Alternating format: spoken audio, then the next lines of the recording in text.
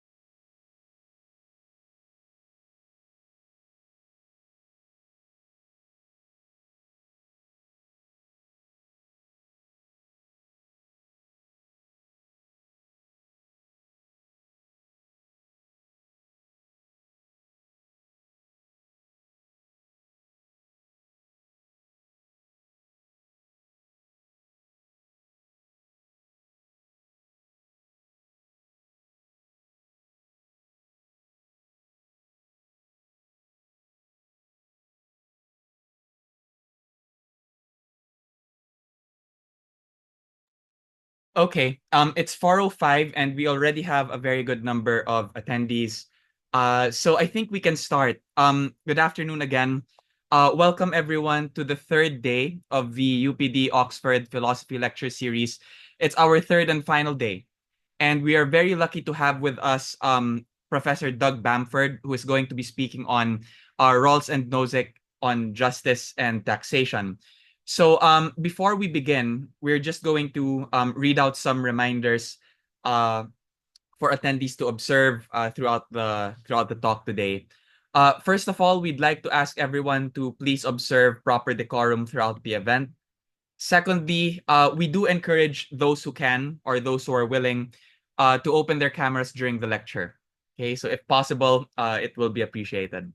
Thirdly, everyone is also requested to keep their microphones on mute, but you will be able to unmute it later during our Q&A session. So Doug is going to be lecturing for the first part of our talk, and then the floor is going to be open. In the past two sessions, we had lots of questions coming in, and we'd like to keep a good amount of time open for questions about this lecture. I'm sure there will be many interesting points to talk about. And yeah, finally, after the lecture, we will be opening the floor to everyone's questions. Okay, so without any further ado, we'd like to begin our program by calling our chair, Professor Maria Liza Ruth A. Ocampo, to give her opening remarks and to welcome everyone in attendance today. Ma'am Liza, go ahead. Good afternoon to everyone. And as mentioned by Assistant Professor Henry Fernando, that this is the last lecture of the, but it's not for the year, no, but in the future, no, we will again organize, no, with the figure of Assistant Professor Fernando, no, helping us come up with this series, no, and the roster of speakers, no, for our philosophical development. So this is the last lecture, and the lecture, as also stated earlier, it's about Rawls and Nozick on justice and taxation. No? Two, no, two great molders, no, of the philosophical political landscape of the 20th, no, century, no? Nozick and Rawls. No?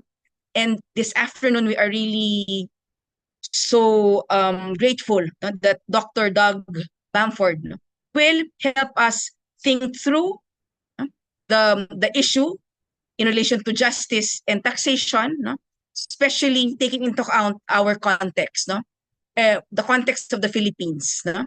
We are a developing third world country, and then precisely the because taxation is not abstract, because it really hurts. No, it really ordinary citizens, no, really experience, no, the maybe the problem of sometimes really paying, no, for our taxes, no, to support our state or to support our government, no. And this afternoon, Dr. Doug Bamford, with his scholarship, with his research, no, will help us somehow nuance, no, have certain ideas, especially if we are in the area of political philosophy in relation to this very key core issue, no, about justice, no, and then confronting and maybe seeing the interface, no, and maybe the possible interface and maybe the possible non dialogue between the position of Robert Nozick and John Rawls, no. So thank you, and then we will have really this, I think, this afternoon's lecture to get in relation to the first two really will expand, no, will expand our horizons in relation to this existential, because for me political philosophy is actually existential because it really touches, no, the ordinary life of people. Thank you very much. Okay. Thank you very much, Dr. Ocampo. Okay, so I'm going to be introducing Doug in a little while, but for those in attendance, just as a reminder, earlier this morning, I did send out an email to everyone who registered. Oh, sorry, Doug. I'll be introducing you Oh, first. oh, sorry. Sorry about that. Okay. Yeah. Earlier this email, I did send out an email. Sorry. Earlier this morning, I did send out an email to everyone. Containing a handout. So Doug very generously provided a handout summarizing some of the main points that he will be covering today. He also included a reading list for those who are interested in the topic. If you want to be updated on the latest scholarship on the Rawls Nozick debate, you're very free to take a look at those readings as well. So, okay. Right. Just one more, just a few more slides before I intro before we start. Okay. So, Dr. Doug Bamford is Departmental Lecturer in Lifelong Learning of Political Philosophy at the University of Oxford Department for Continuing Education. Doug's main interests are on justice and taxation. He is the author of the book Rethinking Taxation, and his articles, including Duties in an International World, The Importance of Past Residence and Citizenship in Problema, Can Climate Civil Disobedience Be Justified in Think, and Arguing for a New Form of Taxation, Lifetime Hourly Averaging in Journal of Applied Philosophy. He teaches short courses for adults on philosophy and political economy. So, without any further ado, it is my absolute pleasure to welcome to the floor Doug Bamford from Oxford University. Take it away, Doug.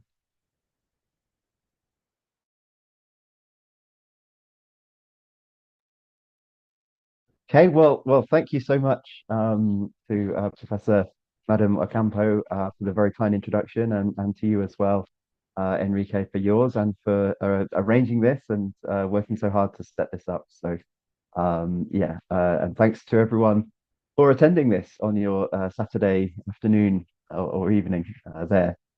It's a very blustery, quite yeah, stormy morning here in England. So yeah, hope that the weather is nicer where you are. Um, yeah, so my topic is how we're going to think about questions of uh, justice and taxation. So great for me to be able to talk about so many things that are, big interests of mine.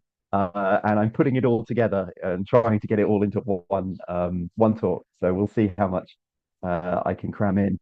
And I suppose the questions, in one way, are how should we think about taxation, but also maybe how should we not think about taxation? Are there any ways that people are thinking about taxation maybe that's inconsistent or something like that? So that's where we'll get to towards the end. And this relates to, as I say, several things that are of interest to me. So questions about property rights are a big one, distributive justice, and the relationship between taxation and these things are all big questions as well. So yeah, great to get a chance to speak to you about it. And in terms of the framing, I was thinking about what I'm doing here, and I suppose the big sort of summary of what I'm doing is contrasting what I'll call the orthodox position on tax, which is sort of that the government, it's up to the government, if they're a legitimate government, to decide what the tax rules should be. And then to consider Robert Nozick's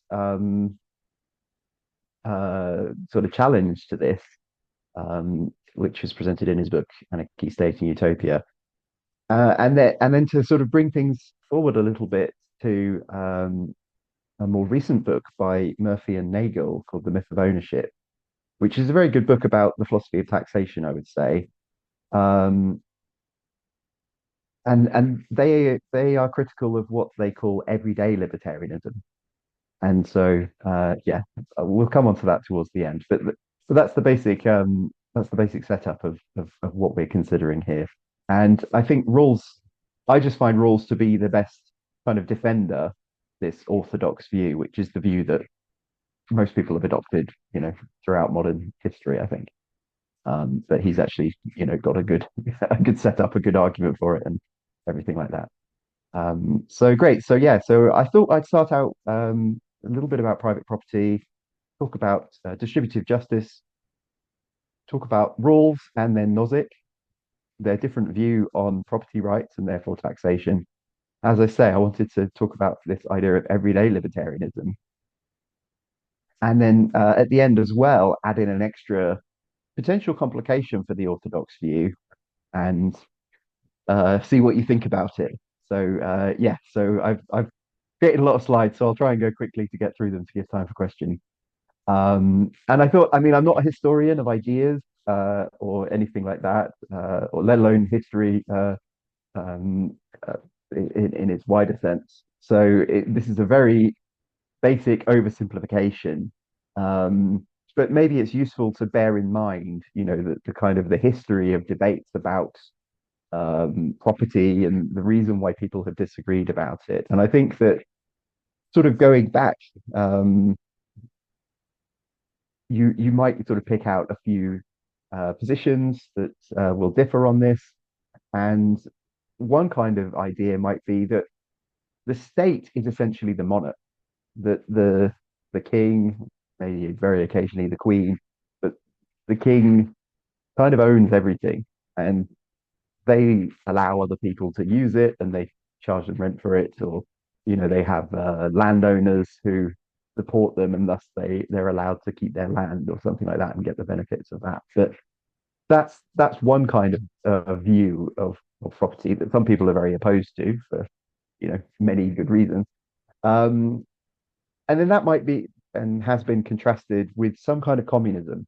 And so this could take different forms. It could be that there should be no private property, and I think that some clashes, obviously, between sort of colonial groups from Europe and so on, moving to other parts of the world. Perhaps there was very different ideas of private property that were being, you know, pushed up against each other there in those clashes.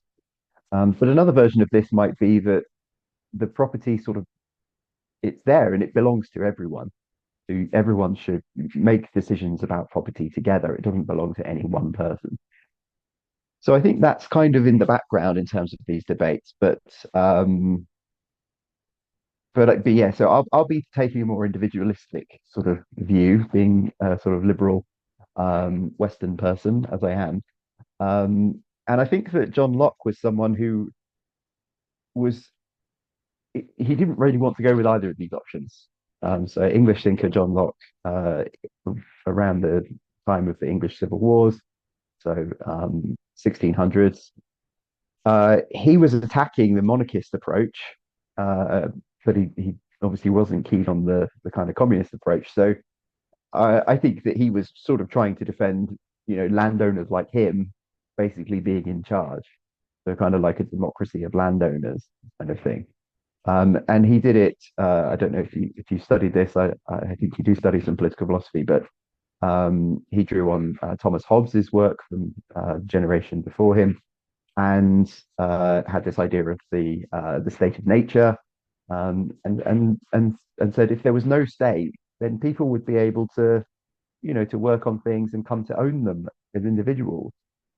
So that was his starting point for this, and then came to say, and then they could own land, and then the landowners can sort of get together and start a community to make things run more smoothly and so on. So that was one of the early moves, I think, in this development of liberalism and justifying whatever system you've got to individuals rather than just picking one side or the other on this kind of debate. And then as time develops, from the same, I think, empirical school of thought in England and Scotland, they developed a different sort of tradition, perhaps coming more out of the utilitarians, which is later towards these have been labeled classical and high liberalism, just to kind of distinguish them. And maybe John Stuart Mill is an exemplar of this kind of approach. I'll say more about utilitarianism shortly, but I think that then we can move into the 20th century, and so move to about sort of 50 years ago, and we can see that in some ways Rawls is carrying on that tradition um, from Mill and the high liberals, Whereas Nozick is really coming up with a very extreme version of the kind of classical liberal version approach. So he's taking the individualist element of that and really picking that out and throwing away all the other stuff.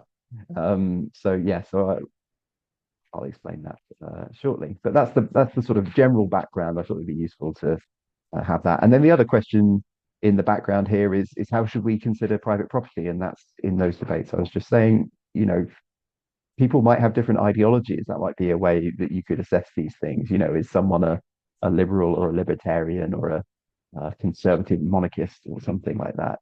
And so I guess then there's a kind of like a question: who's society for?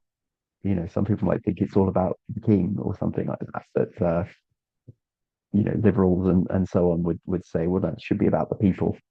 Um, but I think that despite that, the way to think about this is in terms of distributive justice. And so that's a question of how the benefits and the burdens of society should be distributed. It's a nice way to put that. Or put it more simply, who gets what? And so, that's the way we should approach it. But then we've got the problem. Oh no, there's loads of different theories of justice, and philosophers just can't agree about which one is the best one. Um, so yeah, so I mean, I'm not going to go through them all, but you've got desert theorists. Maybe this is the kind of traditional view in ancient thought, maybe ancient Greek thought or ancient Chinese thought. It's a question of who deserves what in society, essentially. And then you've got to work that out somehow. So then you need to ask, what's that based on?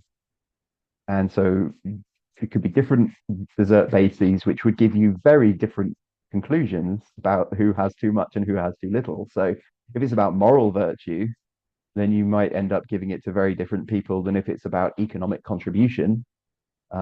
Maybe you could try and say that, the free market does a better job of working that out than other kind of assessments. But some people might have concerns about that because some people might be, more capable than others. And so maybe it'd be better to say, well, what about effort? The people who put in more effort. That's what makes them more deserving. So there's various debates about this. Just to make you aware that these debates happen. I'm not going to go into them any further. And as I've mentioned as well, you've got utilitarianism, which is about what kind of overall system is going to have the best overall outcome. And so that's another way that you could approach these questions of who gets what. Rawls, who will come to, criticizes it because it ignores the separation between persons. And Nozick, as we'll see, criticizes Rawls, but also criticize the utilitarians as well, and probably desert theorists as well, because it violates moral side constraint. So both of those would criticize utilitarianism for various reasons. Um, and But that's not it. I do a whole course where I run through lots of theories, and I don't have time for all of them. So yeah, there's egalitarianism, sufficientarianism, prioritarianism, limitarianism. Um, all these theories, I think, fall into that sort of heterodox camp that I talked about. Sorry, the orthodox camp that I talked about earlier, compared to Nozick's heterodox approach. So yeah, so we've moved now up, from the sort of ancient times and through uh, the modern period, and we've got up to the 20th century now. And so I'll just give you an idea of who Rawls and Nozick are. So Rawls was an American liberal political philosopher, and he worked at several universities in the United States, prominent, very very high-ranking universities, and then got a job at Harvard University in 1962. And his first book came out when he was 50. So this was A Theory of Justice, and that's what I'll be talking about shortly. And he had some other books around the time that he retired in the 1990s. And then I think that this as you might be aware, so many debates in political philosophy really then sprung out from this book. So it sort of little bits in this book then became whole areas of study essentially, and they might have done anyway, but they used Rawls to start as a sort of starting point for some of these things. So a very influential book, one of the most highly cited books in the humanities. Um, when I looked up the statistics a few years ago. And then Robert Nozick was actually his colleague uh, in at Harvard in the philosophy department, and and so he published a book a few years after Rawls's called Anarchy, State, and Utopia, which if you got a famous like brown and yellow orange lines on the cover, and it sort of it, it's presenting his views on these things that I'll come to, but it's it's a criticism in a way of Rawls and a response to Rawls, and I think he realized that Rawls's book was going to be very influential. So he's one of the kind of early critics, and then for a long time, I think he got his work was actually discussed quite a lot because it's an alternative to Rawls. So quite a clever move by him, I think, to do that. But also, it's a very influential book because there's so many kind of clever ideas in it, and clever arguments, and it is such a challenge to people's assumptions. So yeah, it is worth reading the book if you have time. So yeah, Rawls's approach to justice. So perhaps some of you have studied this, and this is just revision for you, but let's just run through it. So justice for Rawls is the first virtue of social institutions. That's his starting point. Um, for well-ordered and stable societies. So this is interesting. When does a society become well-ordered and stable? I think Professor Ocampo was kind of mentioning issues about you know maybe corruption in which afflicts many countries around the world. I don't know that I'm not aware that Rawls really made very clear at what point did the UK become stable and well ordered in 1690 or 1850, or when does it happen? How do you test it? I'm not too sure. But certainly Rawls thought that if you're not in a well-ordered and stable society, and we can certainly see, maybe places like Somalia or somewhere like that would not count as that, then the first duty of everyone is to try to create a stable and well-ordered society. So in that case, you don't even really have these social institutions yet. You've got to set them up.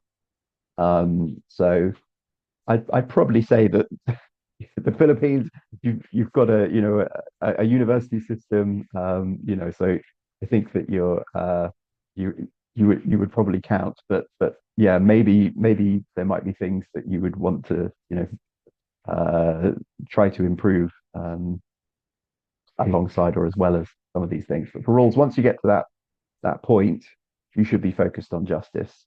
And I suppose I would also say um, corruption is like it's a form of injustice, right? It's going to be a failure to achieve these standards.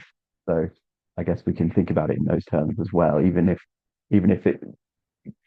it does meet the criteria for well ordered and stable.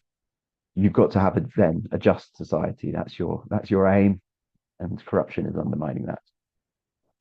So he also makes this point that justice applies in the circumstances of justice, which he takes from David Hume, and this means that there's moderate scarcity. So if we all had machines that could produce whatever we wanted out of thin air, justice wouldn't be such an issue, right? We could all have whatever we wanted. It wouldn't impact anyone else very much, let's say. So, you know, you wouldn't need to worry about who gets what so much. But we don't have that. We've got this situation where a system that provides more to one group of people or one, person or whatever means that someone else might get a bit less. So you've got this scarcity. and there's conflicts of interest. If everyone was really altruistic and just always gave everything that they had away, then you wouldn't really need justice in that kind of society. And also in terms of the conflicts of interest, if everyone all agreed that the aim of the society was to build a big monument to the deity or to conquer space or something like that, then again, maybe, justice wouldn't matter so much. Everyone could, uh, just wear a basic uniform and everyone would just work hard, all for the same purpose. But that's not how modern societies are, right? Modern societies are people who are they they're part of a system of cooperation, but different people have different ideas about the good life, and Rawls makes even more of this in his later work as being the basis of his liberalism. In fact, these inevitable disagreements that people have, and so that's why we need principles of justice and a theory of justice for Rawls. His method relates to uh, work that he was doing on moral philosophy in his earlier work. And in the early 20th century, I think there were these debates about when it comes to morality, do you just work at the level of theories and you just look at utilitarianism versus Kantianism, and you just look at each theory and decide which theory you like. And then when you're in a moral situation, you just apply that theory. Well, another alternative was to have an intuitionist approach, and they would say, um, just you find yourself in a situation every day, you find yourself in a different situation, and use your gut feeling. What do you think is the right thing to do? That's the right thing to do. And Rawls wasn't completely satisfied with either of these, and so he proposed a reflective equilibrium approach to oral philosophy and also political philosophy as well, as we're seeing. And this is the idea that you do look at your theory, but then what you have is some clever philosophers, they come up with some kind of example, and then they say to you, are you really happy that this is the implication of your theory in this example? If in this situation, as a utilitarian, it's right for you to kill this innocent person because it will create more happiness overall. Are you happy with that sort of implication for your theory? And the utilitarian might say, yeah, okay, yeah, I think it's the right theory. So, I'll have to just admit that that's the case. But another option is to try to change your theory so that it does fit with, um, with your intuitive reactions to difficult cases. So that's what Rawls suggested as the way to do this kind of normative theorizing. And so that's what he's kind of doing about justice in his book. And he borrows from the social contract. I mentioned John Locke earlier, and Locke was talking about when you've got an obligation um, to do things essentially, and to follow the rules of your society, follow the law, and so on. And Rawls was quite interested in Kant's hypothetical contract version of this. So Kant is very interested in rationality. Some of you might know more about Kant than I do. Um, but uh, but for him, you don't actually have to sign the contract, because in order to kind of be yourself, be a person, you have to be rational. And so if it's rational for you to sign the contract, then we can assume you signed it, because there's no way you couldn't sign it and still be a rational person.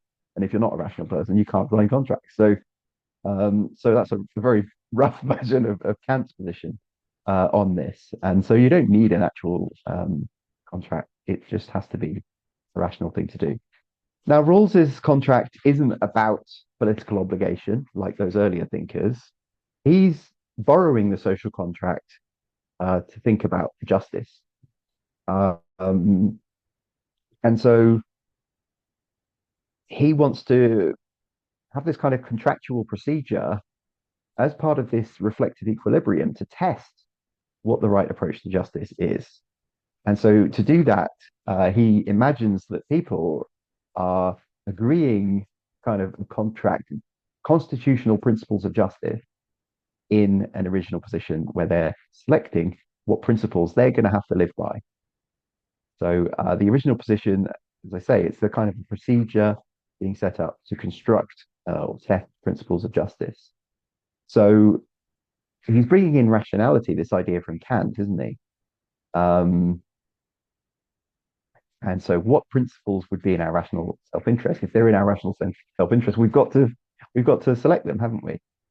But then, of course, you think, but if you're from a really rich family, what's in your rational self-interest is very different than if you're from a very poor family in terms of what principles of justice your society should adopt. And, similarly, if you're a very, very smart person, versus someone who not very good at school or something like that. Um, so there's a problem there.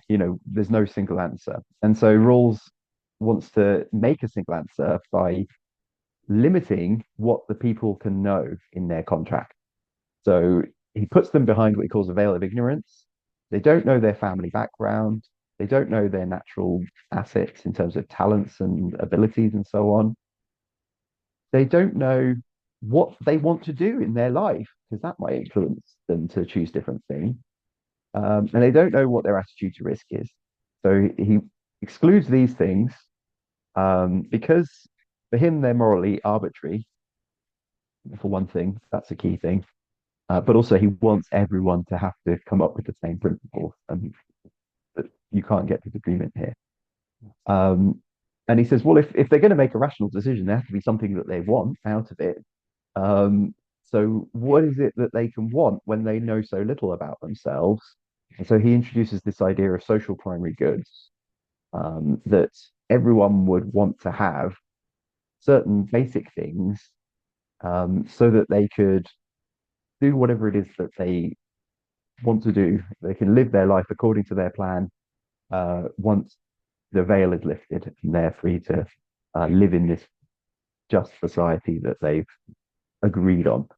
So social primary goods are things like income and wealth, resources, but also rights, liberties, as we'll see, and also the social basis of self-respect, which is where he's bringing in something quite different here to what we might expect.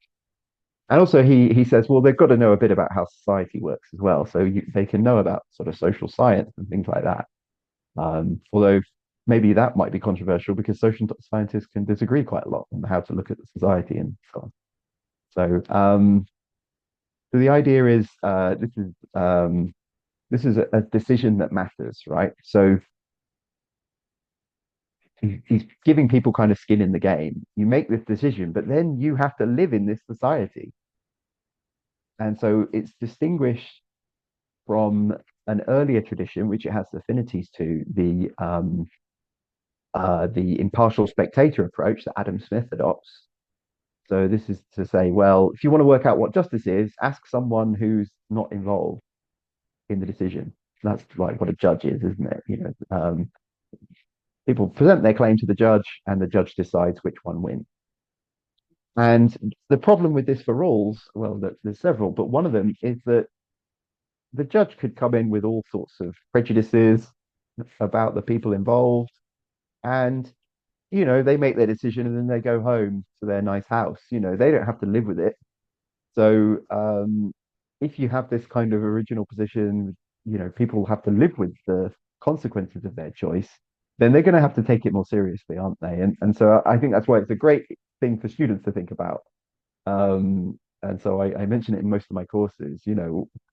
What would you choose? You don't know. You might be from the poor family. What kind of society do you want to live in? So it's quite a powerful kind of a thing that he set up there. And he'd already presented some principles of justice, so he just refined them in his book, and added in this justification for them afterwards. So he thought that these were just intuitively appealing. They just made sense to him, but he wanted a way to test them with that whole thing that I talked about in the original position. So yeah, and it's quite important, I think, that he has to assume people are very risk averse. If you were going to take a risk, you would be happy with utilitarianism, right? So utilitarianism means that you have the highest total happiness, and that means that you've got the highest average happiness if the population remains the same. And so that seems like it's the rational choice to make, except that Rawls points out that if you're risk averse, and most people are somewhat risk averse, it really varies. Some people are very risk taking, others aren't. But he's set up his original position, so everyone's got to be risk averse because you don't know anything about yourself. Um, what if you're one of the people in the utilitarian society who's really unhappy and downtrodden, so that other people get to be happy? If you're one of the unlucky ones in a way, um, that could be a very bad situation for that person. So he thinks that his principles would be a better choice for people in this uncertainty. Um, and also, he obviously he's switching away from the happiness concern for utilitarians towards people being able to live their life according to their conception of the good. So, you might be very unhappy if you're not able to live in that way. So utilitarian could say, well, therefore we need to, set our thing up to provide people with resources and rights and capabilities and so on. Um, but uh, but yeah, he's not basing it on happiness. He's basing it on those social primary goods, as I mentioned. So yeah, the principles. The first one, each person has an equal right to the most extensive scheme of basic liberties compatible with a similar liberty for others. And Nozick and some other, legal scholars kind of uh, took issue with this and the implications of this, and in different ways for Nozick compared to others. But he did change it in his later work, Rawls. So Rawls then later on says an equal right to a fully adequate scheme of equal basic liberties. So it's making it a lot more vague so that he can make the list what he thinks should be on the list. I think there. So what are these rights and liberties? Well, it's going to be political liberties. So you need to have a democracy in this kind of just society. So everyone should be able to vote and everyone should be able to stand for office. People should be able to speak freely and get together with other people. So these are just standard liberal kind of human rights that are quite common. People should be free to um, make their own decisions according to conscience and have freedom of thought, and that there should be integrity of the person, freedom from oppression and arbitrary arrest. So obviously, Rawls was writing during the Cold War, um, and maybe there were criticisms of the Soviet system coming out, that there was a lot of oppression going, a lot of this kind of uh, very kind of heavy-handed government there. And so I think that was possibly in his mind for this one, but generally not such controversial basic liberty. And interestingly for us, then, he thinks that people should have a right to have private property, but only for their personal use. He doesn't think that there's a basic right to have productive property. So his system is compatible with a socialist system. Interestingly, there, he's in the Cold War. He doesn't want to take sides. Maybe if people want to go, be socialist, then you can still use his principles. He thinks it applies to both kinds of economy. Okay, and often people focus on his second principle of justice, but not always the first part of this, the fair opportunity principle. So this is the idea that uh, everyone should have a right to, become president, and actually goes further. Everyone should have an equal chance of becoming president if they work hard and put in the effort, and maybe if they're smart enough and that sort of thing. It shouldn't be that the rich family's child has a better chance of becoming president or professor compared to the poor family's child. So no society lives up to that, does it? So it's very demanding on that front. And then what people often do discuss is this difference principle, right? So this is that social and economic inequalities are to be arranged so that they are to the greatest benefit of the least advantaged. So it's maximizing. It's instead of maximizing the total, like the utilitarians would, you maximize the situation for the worst off group in society. So maybe because of those other principles that he talked about the fair equality of opportunity and political rights, which are easier to achieve if you have an equal society. Equality is what he makes the default option. But he's aware that the criticism of kind of very egalitarian societies is that no one has an incentive to work harder or anything like that. So he has to say, well, therefore, we should allow some inequality just to make sure that people can put in extra effort if they want to and get some rewards. That's going to benefit everybody up to a certain point. So the inequalities can be justified as long as they're benefiting the worst off group. If further inequality no longer benefit that worst off group, then it's not justified according to this very strong difference principle here. So who are the worst off group? It's not disabled people or anything like that. You know, he's got this idea, I think, of sort of what we might call the working class or the workers who are doing jobs which don't require very much training. So you know someone could learn the job maybe fairly quickly, and the a wide range of people can do these jobs. So sort of low skilled workers. Sometimes people say unskilled workers, which is wrong because there's always skills involved in anything that you do, but kind of less um, skills that don't need so much learning, I suppose, would be another way to put it. So that's the priority for Rawls. That particular group should be made as well off as possible. And the policy implications of this, obviously, Rawls is presenting principles. He's a philosopher, but he did actually make some suggestions in his work that people don't often read. If you've got a socialist system, then he thinks it should be market socialism. So this is where the workers own each business is owned by the workers, and then those businesses compete in the market. So that's not the kind of Soviet kind of socialism. This is a very different kind of socialism, which some people advocate, but uh, yeah, someone's written a book on this very recently, I think. It just came out last week, but it's not very common. And he says if you've got a capitalist society, then this has to be quite radical as well.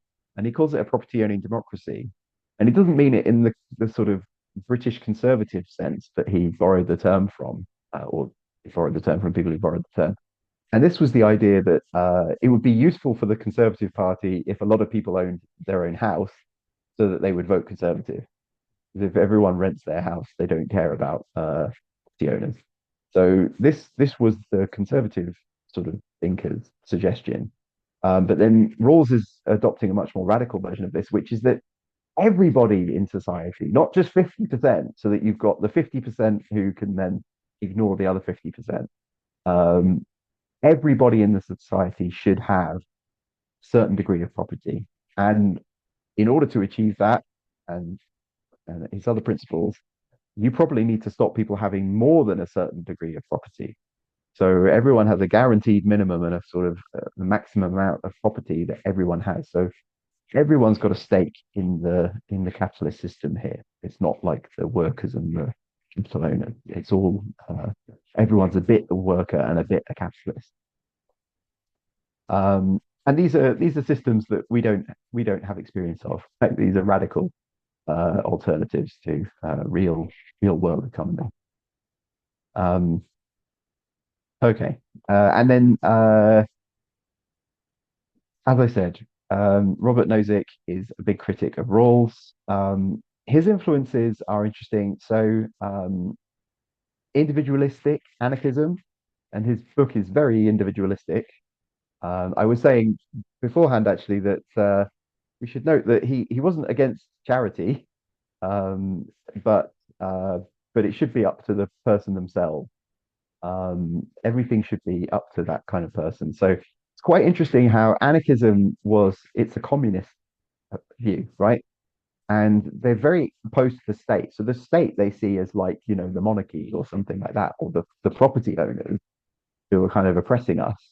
And so we take control, the workers, people, or whatever, and we decide everything ourselves. And we've got no bosses, we've got no rulers, we've got no landowners.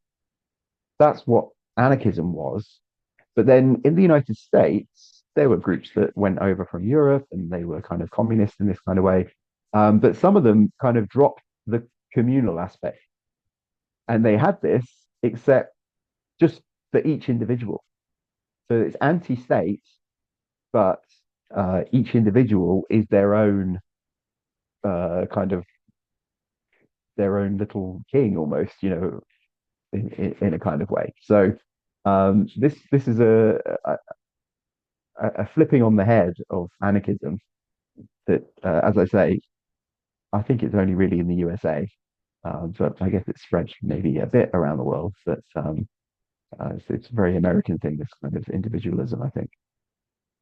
Um, and at the time as well, in the mid 20th century, there was a kind of reaction against socialism by a lot of economists who were very negative on central planning by governments.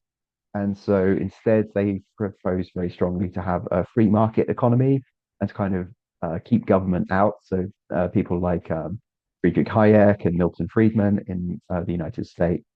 This is a big influence on Nozick as well. And I've mentioned John Locke's approach as well, and he draws on that.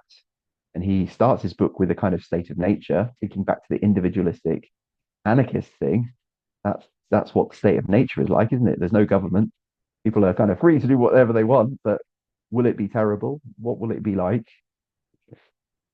Let's hope we don't find out. But people disagree about what it would be like. And interestingly, like Rawls, he draws on Kant. So he's drawing on some of the same things, but in completely different bits of what they're doing. So in Kant's morality, you're not to use other people as a means to your own ends. And so he wants to say that governments are doing this when they tax. And so this generates libertarian side constraints for Nozick. There are moral rights limiting the government.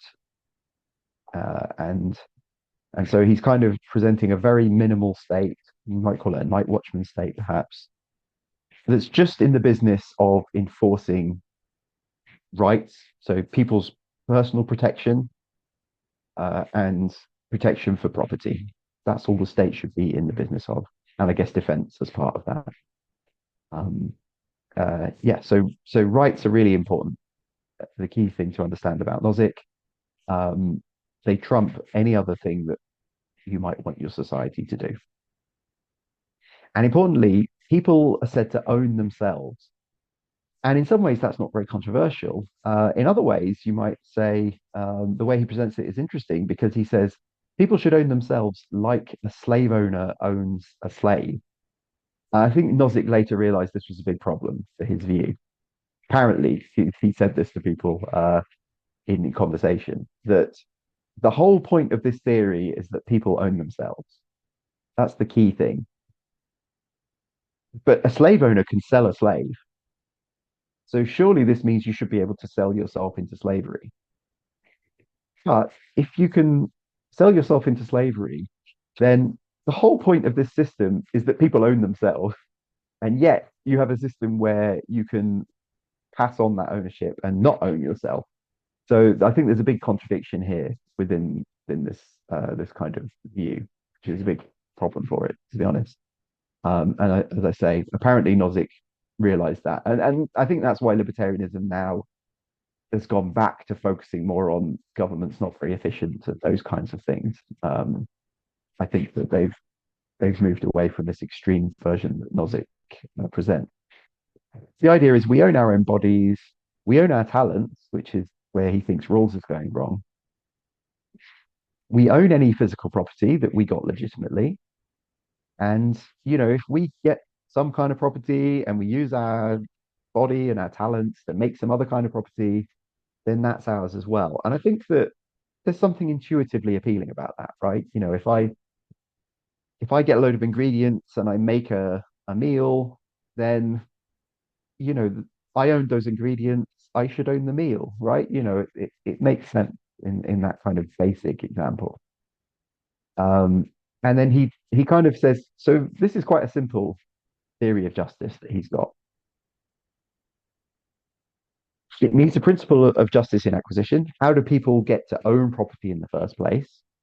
So land is everything's unowned. How do people get to own it? Maybe they put a fence around it or they work on it or something like that. There's a rule by which people can come to own unowned things. And then that needs to have a principle of justice in transfer, and this is a big part of it. People can give their property away, they can transfer it. It's up to them, it's their property. They can exchange it with other people. So, I'll give you some of my cucumbers and you give me some of your rice. We can make these exchanges. That's a free exchange. That's fine. Um, Interestingly, what happens if the person dies? Uh, does it become unowned, like in the state of nature? So you might get, some libertarians say that that's got to be the case. The person's dead, so they can't say what happens to it now. So if that was the case, then what would happen whenever someone died? There'd be people hanging around the hospital trying to find out where what they've got, and they'd go and run and try and get it and that sort of thing. So it would very much change what it was for someone to die, I think, if you had this kind of rule. Um, Obviously, what we tend to do is to have a rule where they get to say there's or if they haven't left a will, then there'll be some kind of rule like their children get it or something like that. So there'll be rules about priority, who gets the property. Um, and then the final one is, what if that goes wrong? What if someone steals something? Well, you've got to have a principle to rectify that. So you've got to have a principle to compensate the people who were um, wrongly stolen from. So he does acknowledge that if there's some kind of wrong in the past, it can be rectified. So it's quite a simple structure in a way. This is what justice is, according to Nozick. Uh, and so he's opposing all of these other theories of justice, then, isn't he? Because he wants to say, look, these other theorists are presenting theories that are trying to achieve some kind of pattern, whether it's the pattern of utilitarianism, which is the distribution that has the best outcome, the best happiness, or whether it's Rawls's theory, which is to, minimize for the worst off group. They're trying to achieve a pattern. And Nozick wants to say, look, here's my theory is that people, once they've got property, they're free to use it and exchange it and so on. And if we try and impose a pattern at a particular point in time, time one, then what will happen is people will then use their property and exchange it and so on. And so you'll have these exchanges. But then at time two, that pattern won't apply anymore. And so if you're a kind of pattern theorist, like you think that these other theorists are, you would have to then take from some people and give it to other people to get your pattern back to apply again. And so he's saying that, look, the free choices are going to undermine this pattern being applicable. And then that's a kind of dilemma, because you have to then say, well, we're going to then reimpose this pattern. And then that, the people who've ended up with more might say, well, yeah, but I was free to do these things. They were free to do it. What's the problem here? And so according to Nozick, this means that those people are being having their rights violated. They're being used as a means to produce a certain pattern of goods. So taking that kind of Kantian thing, that's at the basis of this. That you should respect people's exchanges. So it's a strong challenge, and it led to lots of discussion and different theories. I think alternatives to Rawls's approach, which were like luck egalitarianism and Dworkin's approach to justice, like a bit of a mixture between Rawls and Nozick. So like an entitlement theory, but more like a Rawlsian entitlement theory, which I think takes the best of both of these. But certainly that's the strong position that Nozick takes. And he has his Wilt Chamberlain example, perhaps you're familiar with. Wilt Chamberlain was a big, well, he's very tall, but very famous basketball player of the 1960s and 70s. And Nozick says, imagine he has a contract where there's a separate box for the season, and all the spectators, if he's playing, they have to pay 25 cents into this box. And 1 million people come to watch this at the stadium during the season. And so all that money in that box goes to Chamberlain at the end of the season. And so that would be worth 250,000. That would be, uh,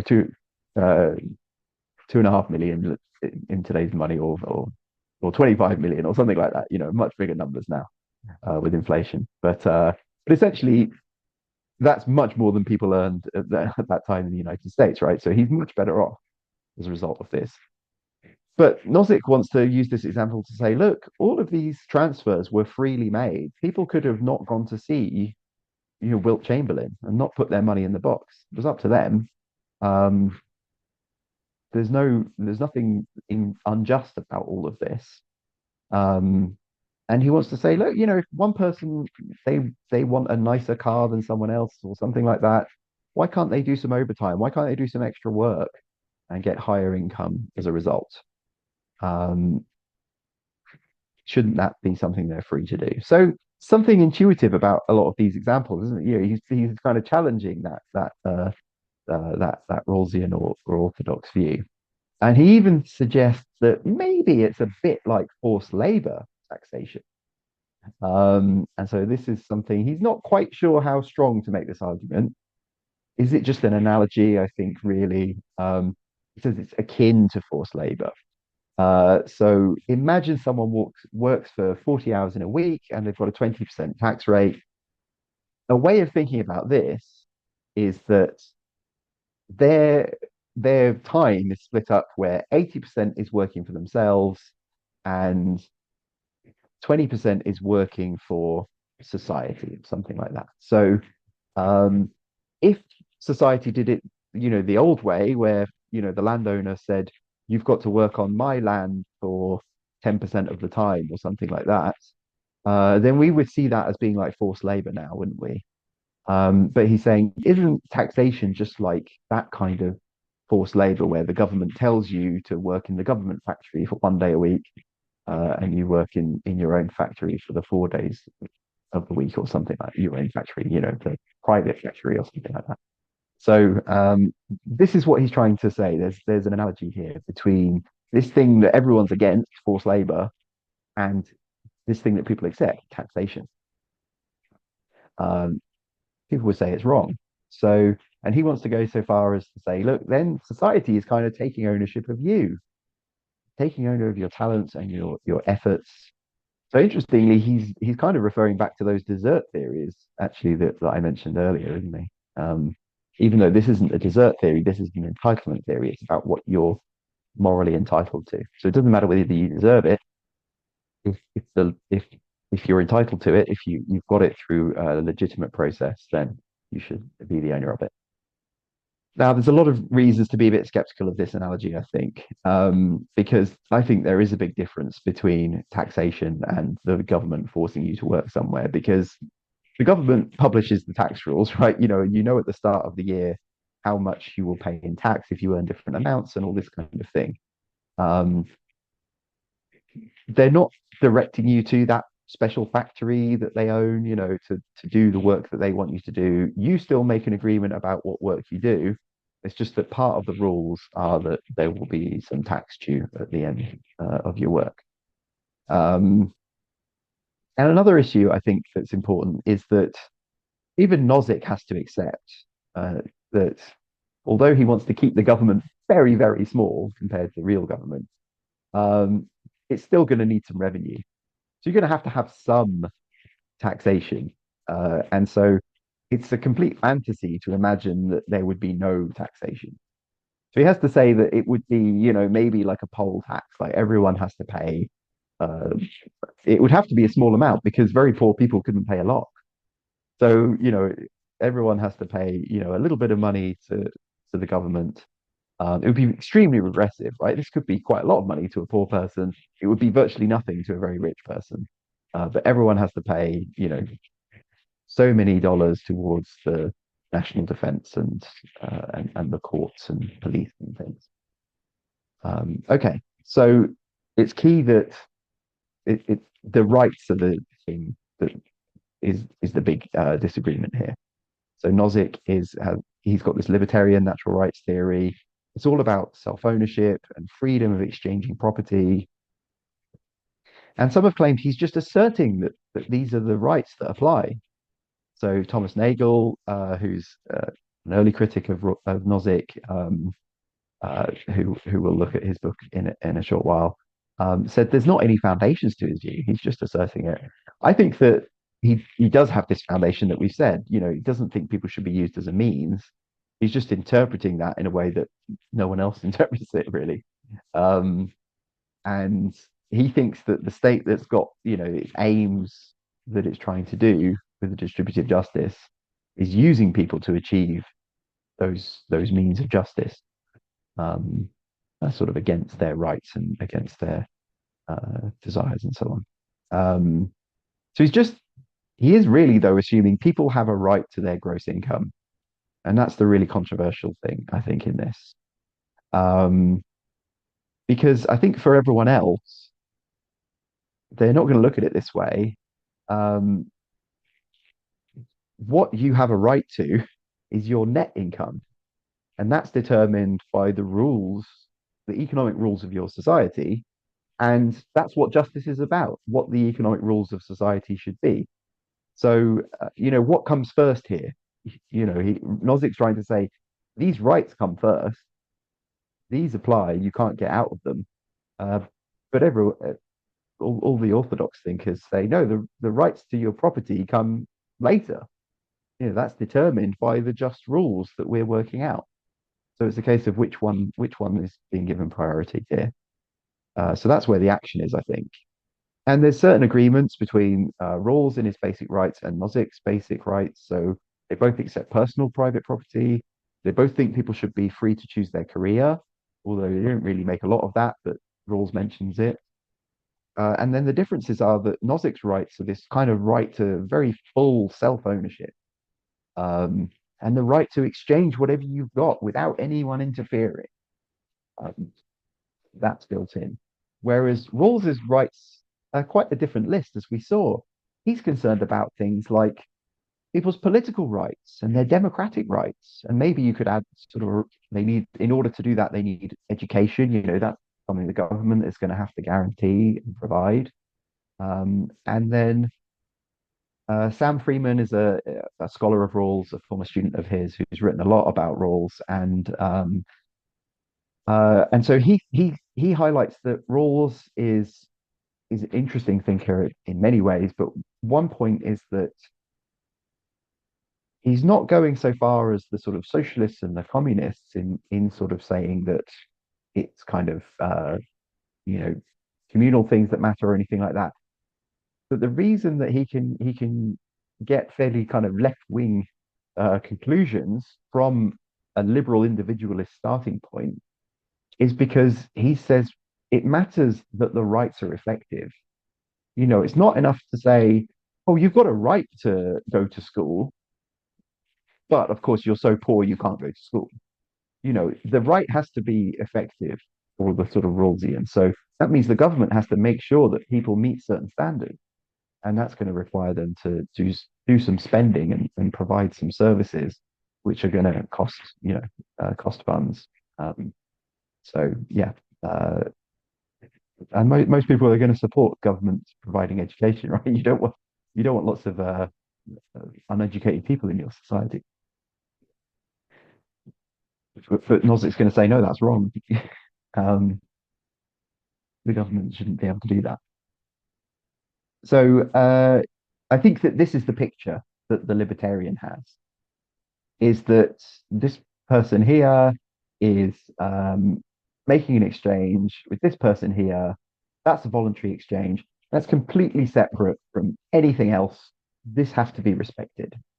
And there shouldn't be any rules limiting like uh, taxation rules, limiting these exchanges.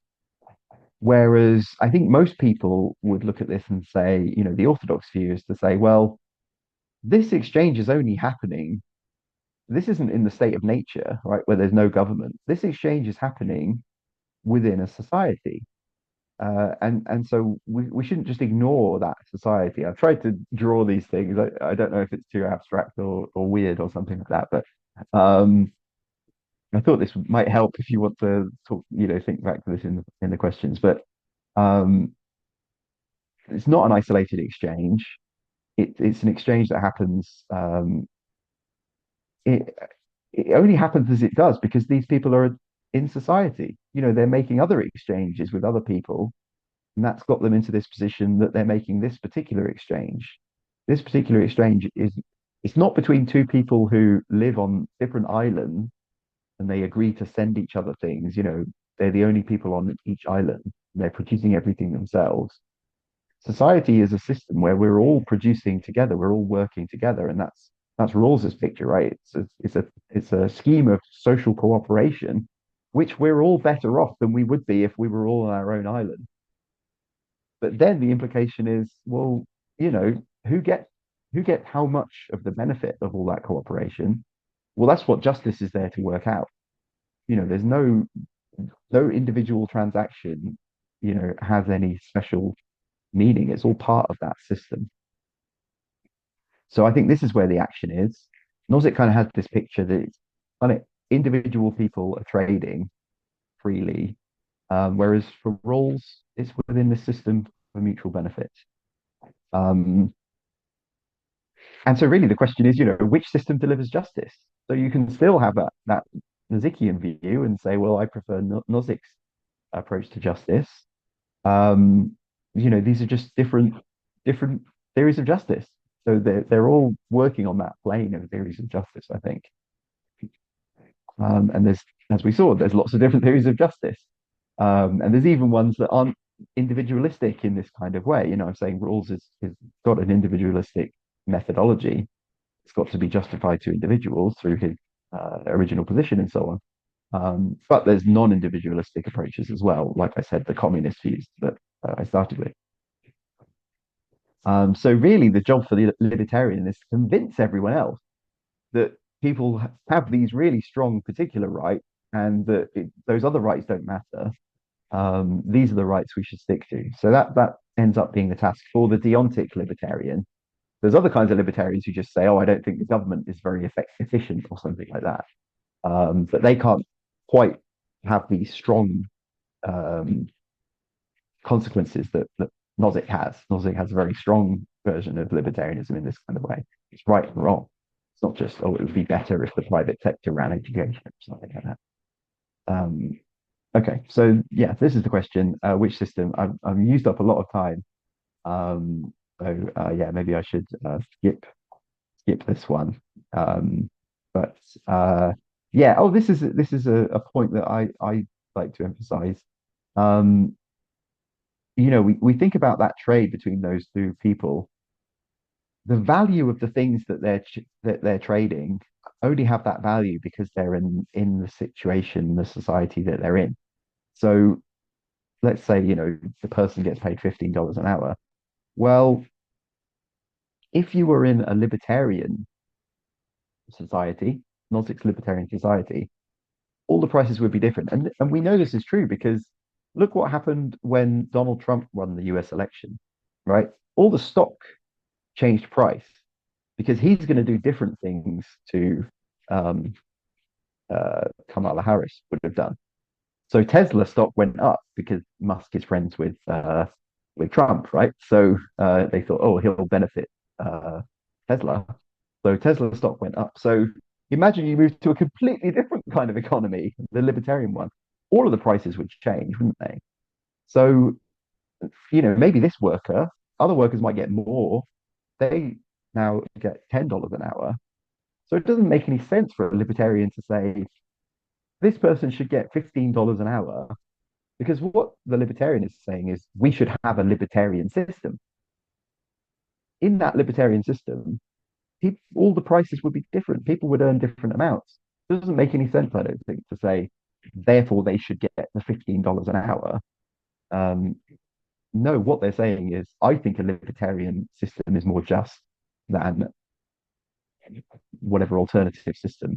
And I think that's where the argument has to be. And so this relates to this thing I mentioned at the start called everyday libertarianism.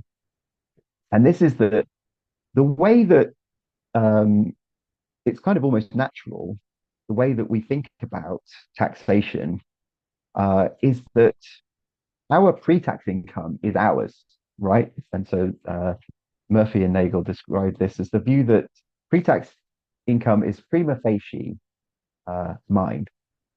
And that's why it seems like tax is taking something from the taxpayer. So that was mine, and the government has come along and said, we get 20% of that. And this is exactly what Nozick is assuming, right? That the pre-tax income has to be respected. And it's taking someone's like work off them to do that, to tax them. But not many people have been convinced. Even Nozick, I think, towards the end of his life, wasn't completely convinced by his very extreme version of libertarianism. So people don't want to move to that kind of system, in which case they do think there should be some taxation. But then why is it when people think about tax justice questions that they refer back to pre-tax income?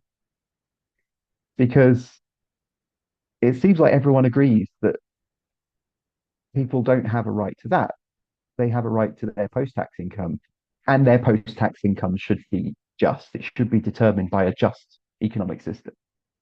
So that's where the action is. What's a just economic system? Big disagreements about that, but we don't need to know someone's pre-tax income to think about that question. That's a separate question. But so many people writing about tax, like lawyers and so on, they relate everything back to people's pre-tax income. And Murphy and Nagel want to say, this just doesn't make any sense, but people do it all the time. And they even describe it as incoherent and say there's no market without government. The government is setting up this economy, and there's no government without taxes. So it just makes no sense to think in terms of pre-tax incomes to work out that people are paying some kind of tax. So they say, yeah, the logical order of priority is the reverse of that which is assumed by libertarianism. So this is to say nobody accepts, or very few people accept this kind of Nozickian, very heterodox, very radical view of tax, of justice. And yet, when people think about taxes, you just can't help almost, thinking in this kind of way that Nozick is also thinking. So everyday language is maybe quite confused as a result. And you might say, well, what's the harm? And, as I've said, I think even tax experts do this. So obviously it's quite common. When really what we should be discussing is what would a just society look like? And that's what we do as philosophers, right? That's what we spend our time thinking about. So it's a plea for us to do more of that and not to get hung up with the questions of pre-tax income. It is just so tempting to look at it through this lens of who pays how much, into the system. When really the question is, well, how much compared to what? Because all you can do at the end of the day is to compare one economic system proposal to another one and say, well, this group would be better off with this kind of economy, and this group would be better off with this kind of economy. Working people would be better off with Rawls' economy, whereas, business owners would be better off with this other kind of economy. And that's what we've got to kind of think about and decide. But that's not to say that we should, kind of pretend that pre-tax income is part of the system, right? It's how people work out how much to pay people. So you can't get rid of that. And if you tried to do it, it wouldn't be advisable, even if it was possible. It's just going to be there. and it's just going to make people think that tax is taking something from them. So it's just part of the system. So hopefully, you can spread this around and point out to people that really they're thinking about it in the wrong way. If you buy this everyday libertarianism point. And yeah, the other thing I wanted to mention was a reason why maybe there could be a claim that the libertarian has a more appealing picture. And this is when we think about the international uh, nature of our economic system, right? My car was made in China. This computer was probably made in China. Everything we're doing is made in China, right? So we're part of this system, and maybe the bit, the rubber has come from the Philippines or something like that. There's there's things that have been made in lots of different parts of the world, and they all get put together in different ways, and so on. So we might worry that that picture I gave you with the society and the two people exchanging as part of that society, well, actually, even if we want to say that, there are some things that don't quite fit with that picture. So one of them is that you could make an exchange directly with someone from a different society, right? You could go to another country and make an exchange with someone who's from a third country in that second country. And I guess the libertarian can see that quite simply, but maybe on this picture that's a bit more complicated. Is that what kind of society are those people in? One comes from one comes from another. It's happening in a third society, so that's challenging that kind of simple picture that we presented. So does then the libertarian view start to make more sense when we think about these kinds of things? And another point along these lines is the fact that each society, as I was saying, with the kind of all the parts of the laptop, coming from different countries and being assembled in China or somewhere, and then going through other countries and all this kind of thing. We're all part of a big global economy, except maybe people who live on some islands or people who live in the Amazon forest or something like that.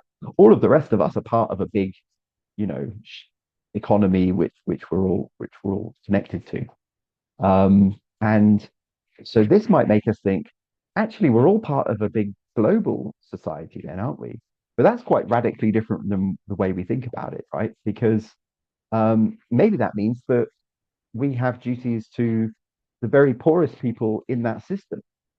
So the people who are, maybe making the rubber, harvesting the rubber or harvesting the cocoa or whatever it is that goes into the products. It's not actually, the working class in Britain or America that should be the priority. It's the sort of the working class or the the laboring people who are very poor in Africa and other countries, other places around the world. They should be the priority instead. Um, but I guess the common view is that there's something special about this kind of relationship between people in the same, I should say, those in the same society there. So this is the kind of challenge is that I said, well, you've got the society here that this transaction takes part in, but that transaction is taking part within a wider kind of economic picture. And so maybe the libertarian, they want to say, well, just forget all of that other stuff, just look at the individual transaction and ignore everything else. Is this, though, this kind of orthodox position forcing us towards a view of global justice, where we should be thinking about the global poor a lot more than we are? And so international justice is another thing I teach about. It's very interesting. So is this pushing us towards this cosmopolitan global society where principles of justice apply globally? And we see so much in politics in countries like the USA and the UK that is a big rejection of that, a big rejection of migrants and, from migrants from poor countries who aren't invited to come, who just come on boats or across the border or something like that. This kind of cosmopolitan position doesn't seem to be popular. But is that the implication of what I was saying about uh, tax and property and everything like that. So others have tried in the 1990s and early 2000s to resist this and to say, no, there's something special about that state relationship. And maybe it's that it's a coercive relationship, right? The state can put you in jail, whereas what goes on in the other state, it's different. You know, they're trading with each other, the states, um, but there's something special about your state, or maybe it's this level of cooperation that we have within our state. You know, maybe we've got the same shared laws or something like that. So there is really something special here. And that means that we can hold on to this idea that our principles of justice apply within our state. They don't apply to the whole global economy. Okay, so that was that attempt. I think that both of those positions are very strong and quite hard to really hold on to. And so I quite like a third option, which is a sort of pluralist response, which is to say, yeah, there is something special about the state, actually. You know, the fact that we're living under the same laws as these other people, and so that brings us together in some kind of way that we have to live under those laws that we're particularly connected in this kind of way. But that doesn't mean that we can just ignore what happens in the global economy and the global supply chain. So we have to kind of make sure that the global trading system meets some minimal standards of justice as well. But it doesn't go so far as to say that the whole thing is the site of justice. So it's a much more complicated picture. Matthias Risser has made a first attempt at developing this kind of alternative picture. It's a very long book, very hard to read. So sorry about that. You know, it makes it harder, doesn't it, when philosophers get involved with things. Um, but yes, and then I've been wondering about how this works, where you get people who live in multiple countries. You know, they spend 5 years in one country and then they study in another country and then they work in a third country and so on. Because I don't think that the tax rules that we have in any way acknowledge the fact that they're not just, you know, kind of, they don't just have this relationship with one state. They've got this relationship with the state for their passport, the state that that educated them and so on. And so I think there should be a kind of an international system where their taxes get shared to those countries that they used to come from. And I know, you know, talking to the Philippines, this will probably have the biggest effect on the Philippines, wouldn't it, of any country, because I believe that you have a lot of nurses, seafarers, other laborers who go countries all around the world, like the USA, but the UK as well, and they work here and care for people. But they were educated in the Philippines, right? You know, so you paid for their education, and then we get the benefit of their work, and then we get to tax them as well. And so so that's my proposal, is that where people spend a lot of time in other countries, there should be a system to send some money back to their previous countries. So that's where it particularly relates to your situation, I think, as an exporting a country whose economy is about exporting people, right? It's quite unusual in that sort of way. So yeah, so I've sent you a handout with these readings on. If you want to look into these things more, it's a lot of the original texts here, by the way, but I've got the Stanford Encyclopedia of Philosophy on there, which has loads of other articles on relevant topics for this as well, about Rawls and Nozick and international justice and all kinds of issues of justice. They've got loads of articles and it's all free. So it's a fantastic resource, as I'm sure you're well aware and you use it all the time. But yeah, thank you so much for listening. I tried to cover so much, everything I know. So yeah, thanks very much for listening, and I'm sure you've got lots of questions, and so I hope it all made sense. But yeah, thanks for your attention. Okay, thank you very much, Doug. A round of applause, please, for Doug Bamford, everybody. Okay, so as Doug mentioned, I do think there will be quite a number of questions. So the floor is open. those who want to raise any questions are free to uh, raise their hand using the chat room functionalities, and then we can call on you one by one. Or if you're too shy to speak, right, or to open your camera, you're also free to type your questions in our Q&A box down below. Okay, so who can start? Yeah, I was very quick with some of those things. Right? John Locke with 5 seconds on John Locke. Um, so yeah, you might have studied some of these things already. Know a bit about.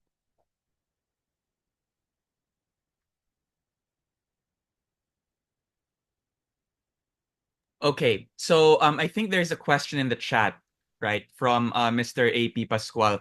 I'll read it out, Doug. Maybe you can answer this, okay? But it's also available on the chat. He says, "How do you imagine the world if those who subscribe to right libertarianism, no taxation, especially those who want less or no government prevail? Is it possible without those who have little or nothing revolting?"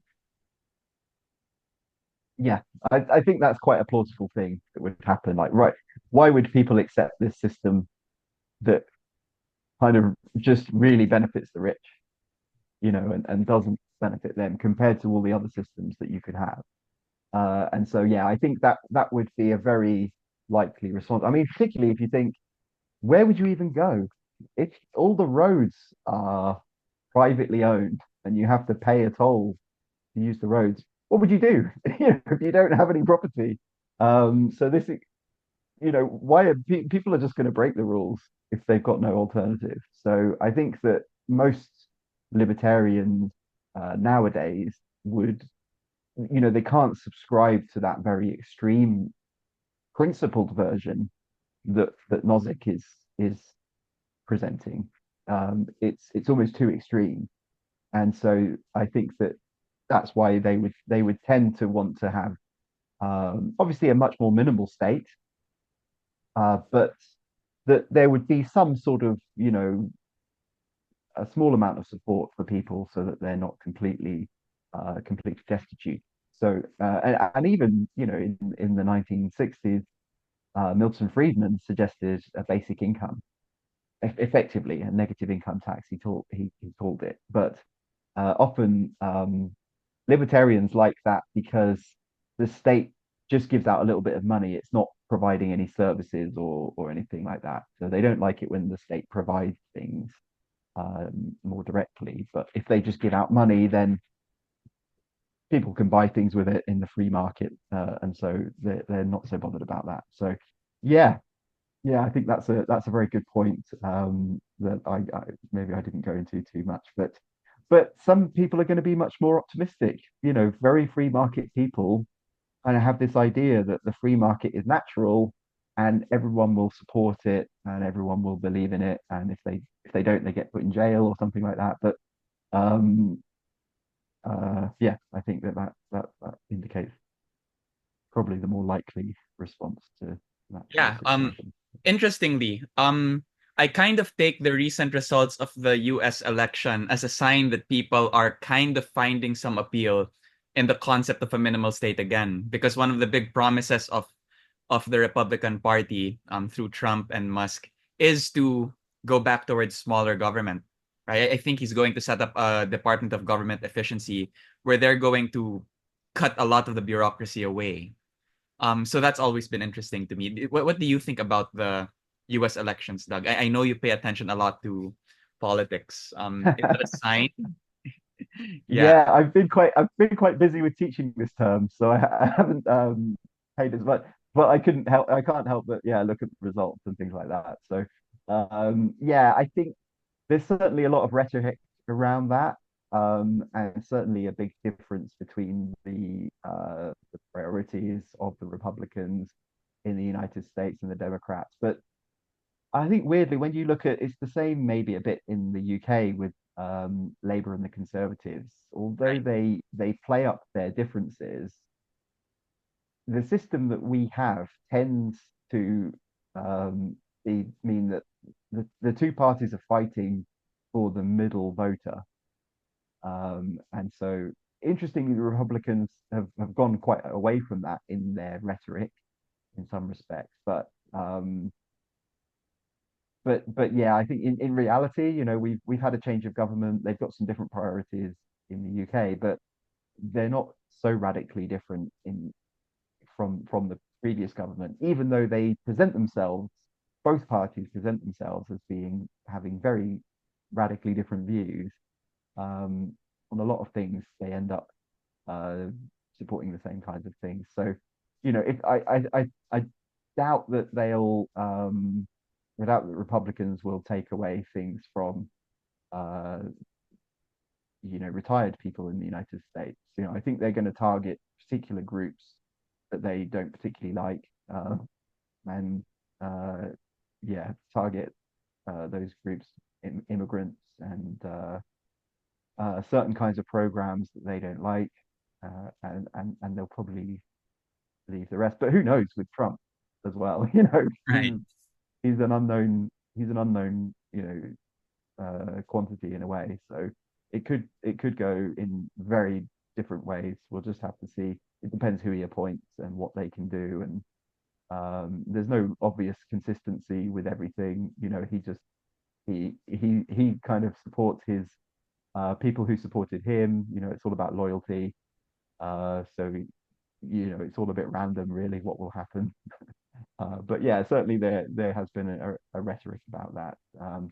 And there's been this big kind of culture war thing about things to do with race and gender and things like that have become very salient in the UK and the USA.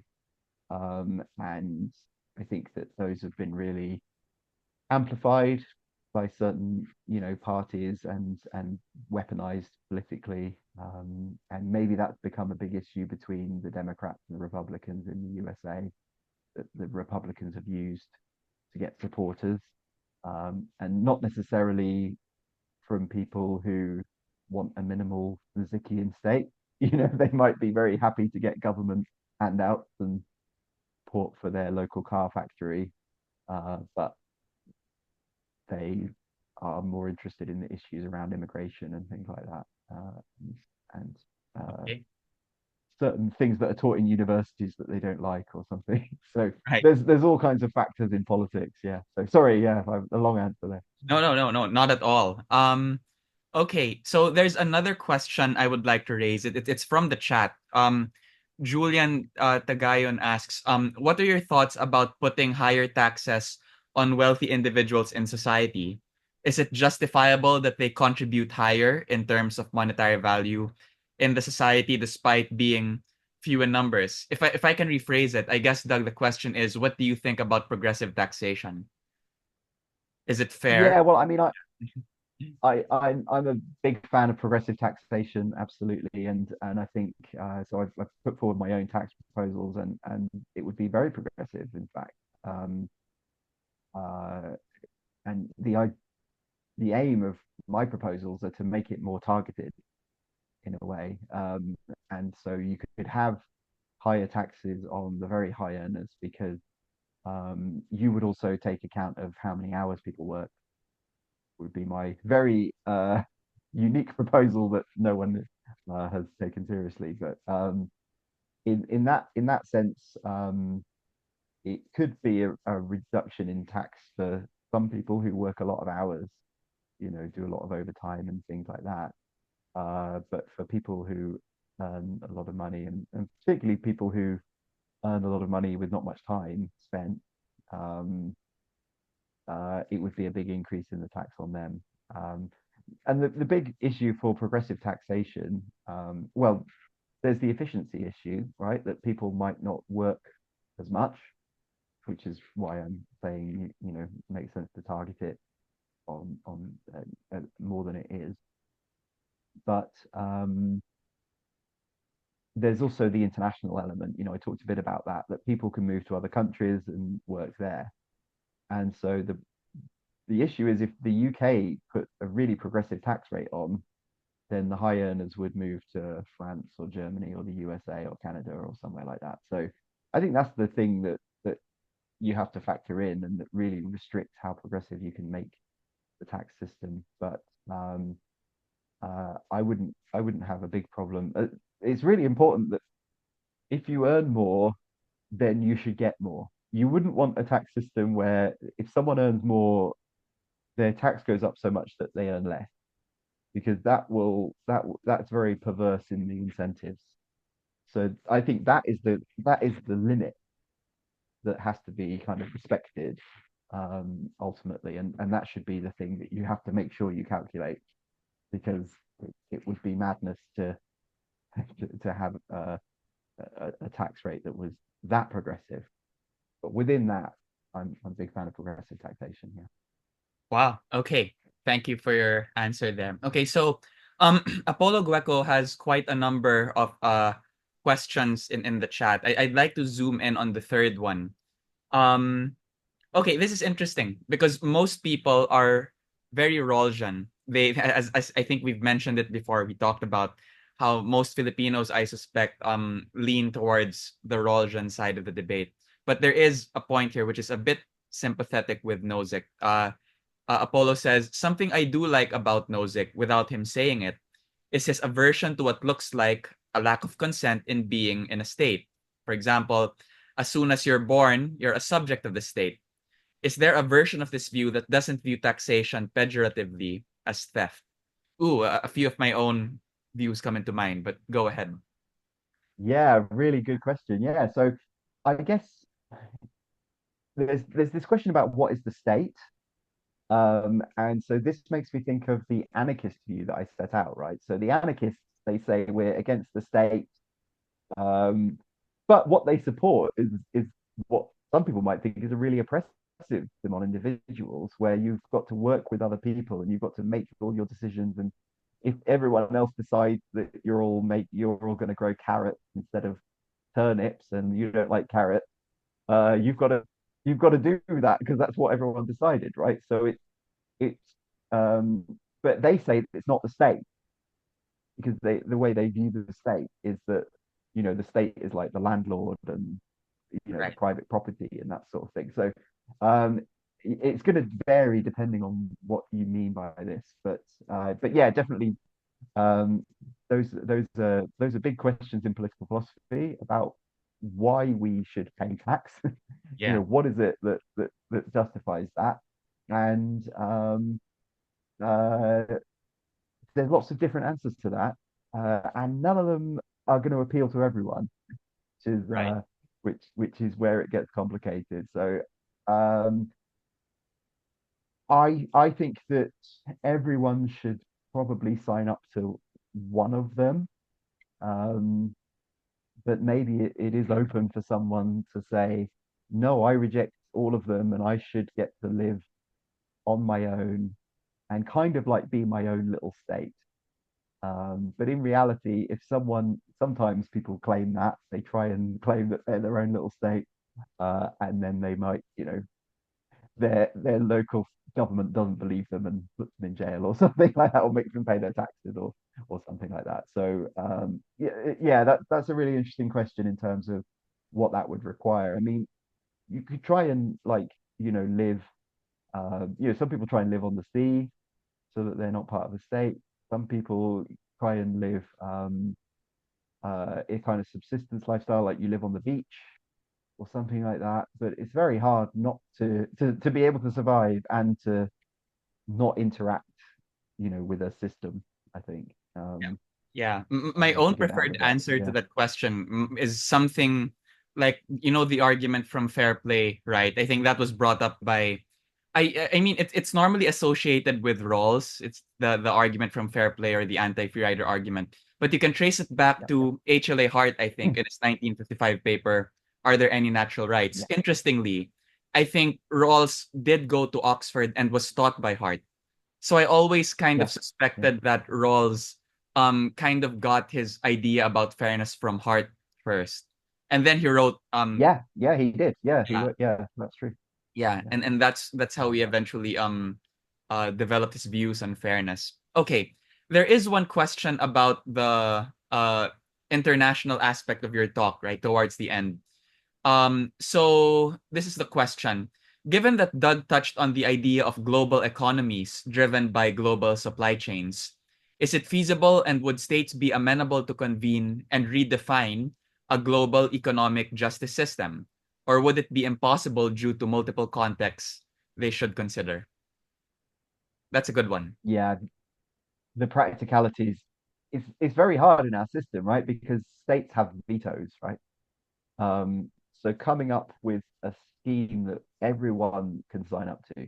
We see this with climate change, right? Everyone wants to stop climate change, but everyone else wants everyone else to stop climate change and for them to not do anything. So once you get that kind of situation, it becomes very hard to get an agreement. And we've seen recently attempts with the BEPS process, base erosion and profit shifting of taxation, led by the OECD and the G20, with this system that seemed to be working, and it seemed like it was going to get set up by enough countries, not all the countries, but enough countries that it would have some kind of effect. But it seems to be on the verge of collapse, because they can't quite get the agreement to do this. So it is a big issue generally, given the system that we've got, to set up anything internationally, because states are worried that if they set something up, it might not work to their interest in the future. So yeah, it's kind of the nature of our system that we have. There's advantages to that system, but that's kind of pointing at the disadvantage, and obviously climate change is where that's a really severe implication of the system that we have. Can we solve a global problem when we have a system where states have so much veto power?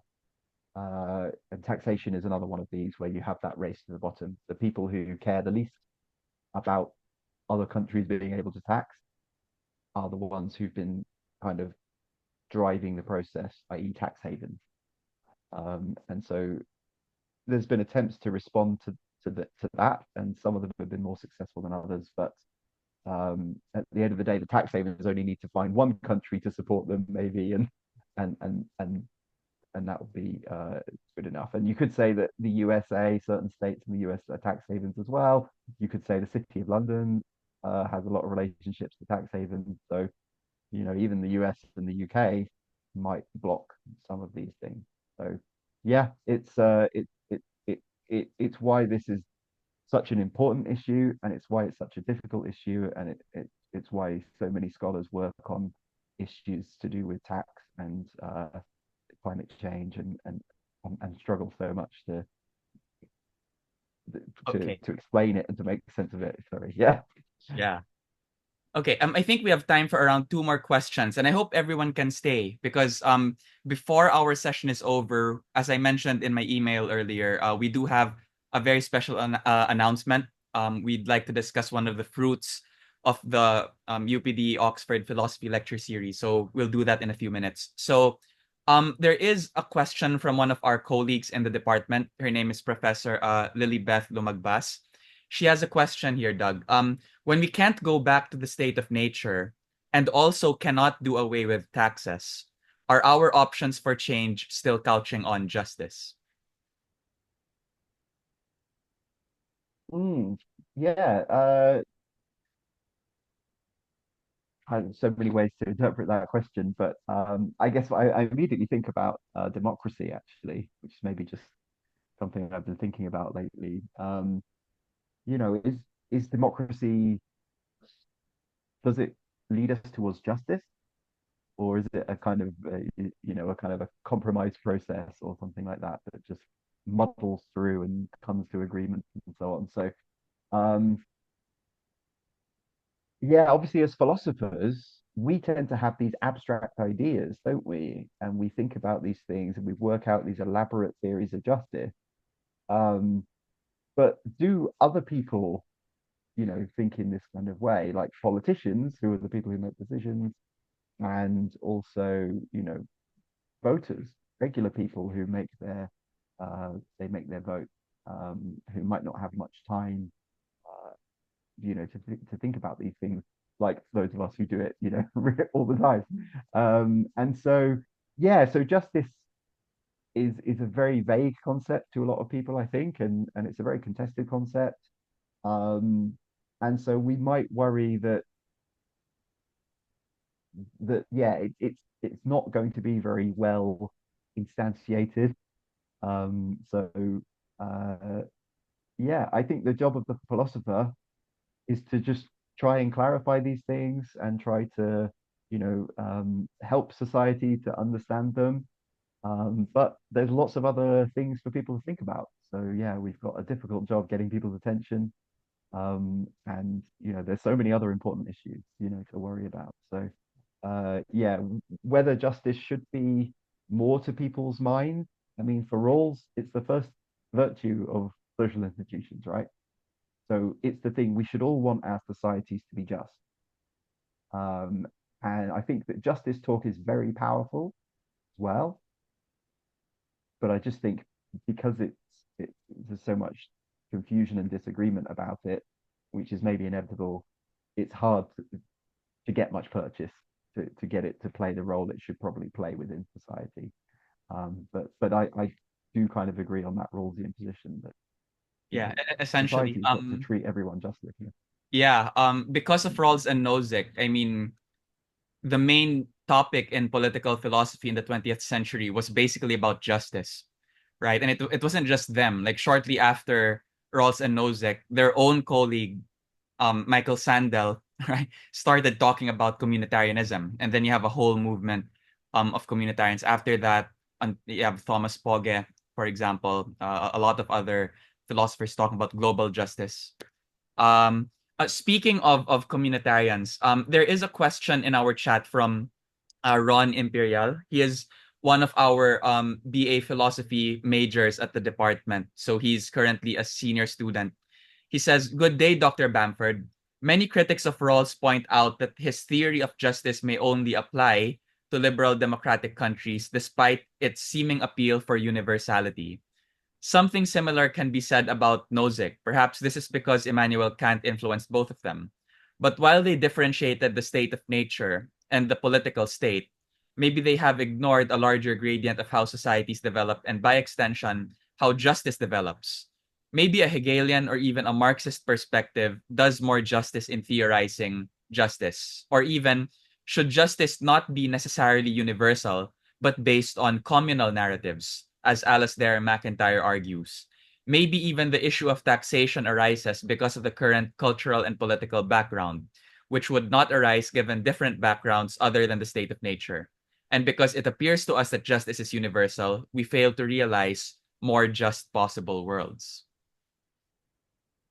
Yeah, Wow, yeah, that's a so good much one. to that Yeah. question. So yeah, thanks very much for raising all those issues. Yeah, and Enrique just mentioned Sandel, who gets kind of lumped in with as a communitarian with McIntyre, and they're pointing back to earlier trains of thought, so pre-Enlightenment very much. McIntyre is very critical of the Enlightenment. He thinks that it was, they had much better ideas in the medieval times, maybe, or that we shouldn't at least, that we should maybe give up on that project of enlightenment. It's led us wrong, and that some thoughts about justice as worked out by communities would be a better way to go, which is where he's agreeing with Sandel on that one. That we should collectively come together, work out what we believe as a group, and work that out. And so yeah, so that McIntyre's version is based on his skepticism and criticism of um, claims about universality and rationality from the Enlightenment. I think that there's something to Rawls's starting point that he emphasizes more in his later work. So he focuses less on Kant in his later work and more on the issue of the kind of inevitable disagreement in society. He doesn't think that we can go back to those kinds of societies where everyone can agree, and they probably never did, but someone, the king just decided, right, what Yeah. religion they would follow or something like that. So we can't go we can't go back now. we've got this situation where people are going to disagree because there's so many things that we just don't, as humans, have access to absolute knowledge on. We don't know if there's a God, and if there is a God, what God is like, or anything like that. So people are going to speculate and come to different conclusions. And so I think, yeah, Rawls kind of realized that in his later work was a response to that kind of communitarian turn. But then whether that means that different communities could still have different responses, I think then that does have a communitarian element to it, though, doesn't it? Even if it's a liberal community that's agreeing that there's some things we're not going to agree on. And then that becomes its own kind of community. And then I guess the question is just put back a step. Is that the kind of community we want? And Rawls is giving us a reason to go for that. But yeah, the questions still remain, don't they? Is that Right. the best kind of community to have? So yeah, great question, and lots to think about there. But yeah, in terms of justice, there's big debates about whether Marx thought in terms of justice. Um, there's a lot of discussion about that because Incidentally, all he's those major yeah. Harvard philosophers that we talked about, Rawls, Nozick, and Sandel, they're all Oxford educated. So there must be something in the water over there, Doug, that makes philosophers think about justice and bring it to Harvard Right. eventually. Yeah. Yeah. That's Maybe that's you're the that's next nice. one in Yeah, line. yeah. You're going to be the next name joining that list. Okay. It doesn't seem All right. likely, So but yeah, we'll see. if I know you, I'm willing to put some money on that. Okay, round of applause again, everyone, for Doug Bamford. Thank you for uh your time. So we're going to wrap up our little ceremony, right? We're going to quickly award a certificate of appreciation, and then we're going to make a very special announcement, which we will ask our chair, Professor Ocampo, to give a brief response to as well. Okay. So the UP Diliman Department of Philosophy awards the certificate of appreciation to Douglas Bamford, PhD, for lecturing on Rawls and Nozick on Justice and Taxation for the UPD-Oxford Lecture Series taking place via Zoom on this day, the 23rd of November, 2024, signed by our chair, Professor Maria Liza Ruth Ocampo, PhD, and yours truly, Assistant Professor Enrique Benjamin R. Fernando III, MA.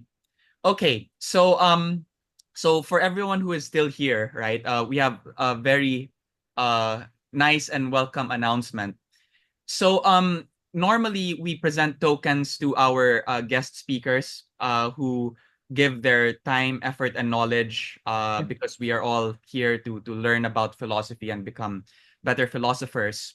Not only did Doug not accept any token for this lecture, but he's actually going to donate $200 to the Student Support Fund.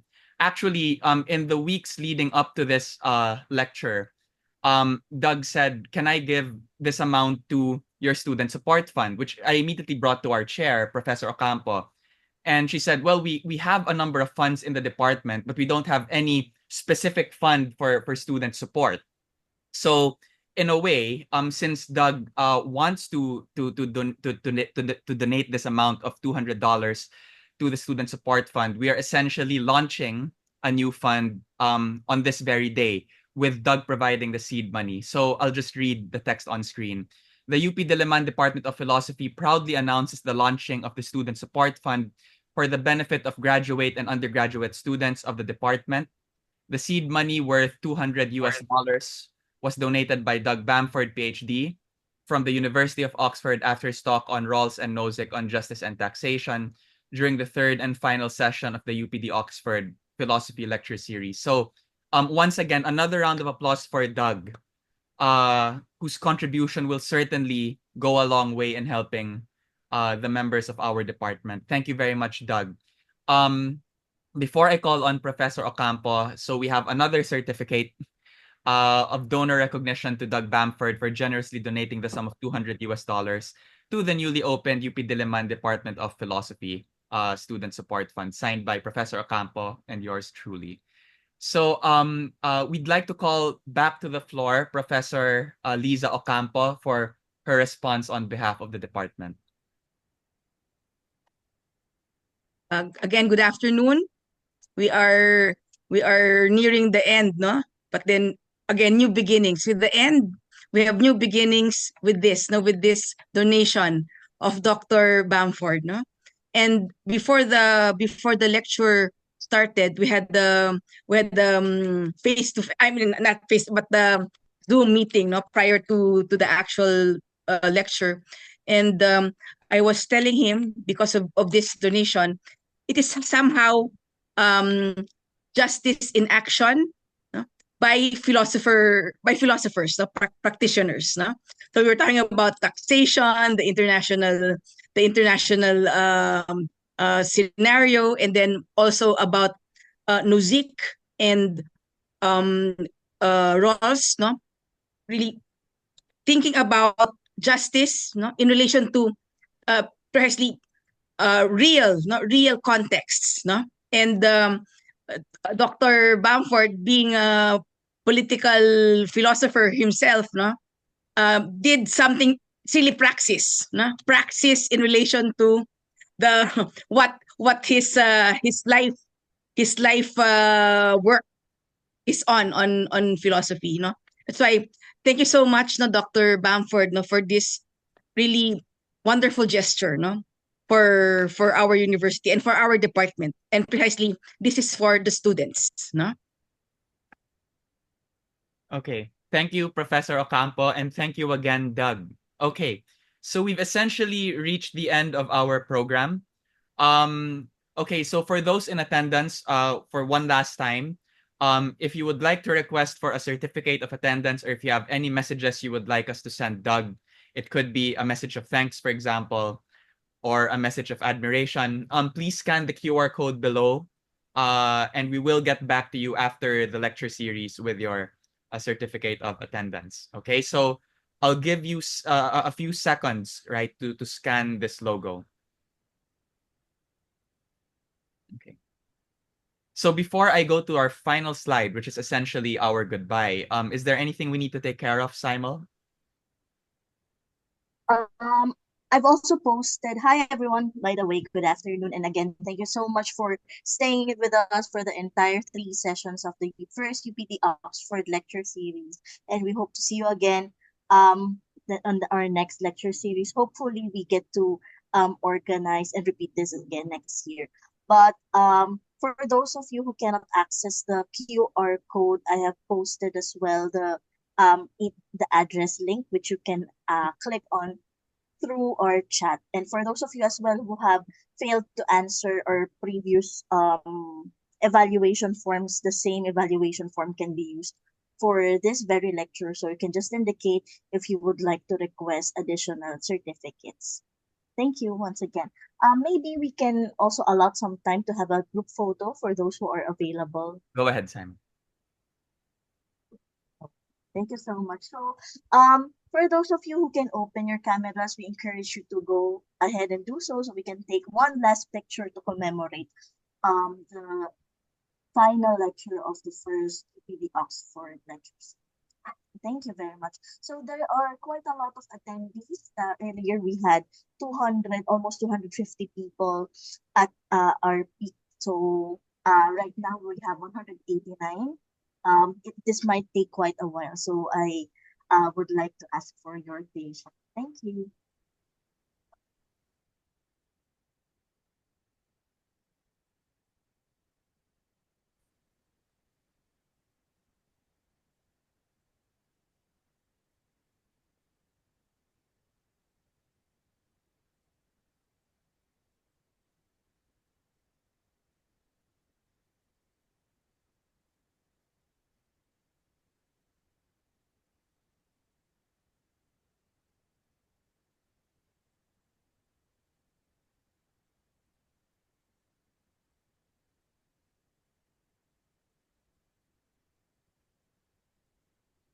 Sorry, another one. I'm just continuously taking photos. I hope it's fine with everyone. Thank you. Thank you, Simon.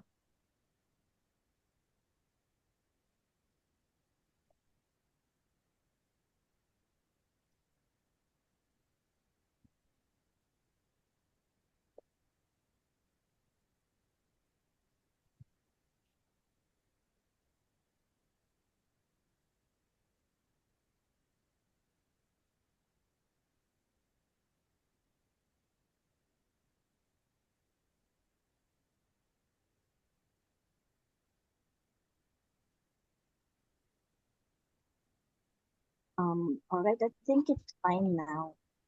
Okay. So again, So essentially, that brings us to the end of our discussion. Thank you once again. On behalf of the UP Diliman Department of Philosophy, we would like to extend our gratitude for your support and attendance in our series. We hope you learned as much from our speakers as we did. We know that we learned a lot as well. And we hope to see you in future events. So, with that said, take care, have a nice weekend, and have a nice holiday season. Bye bye. thank you everyone.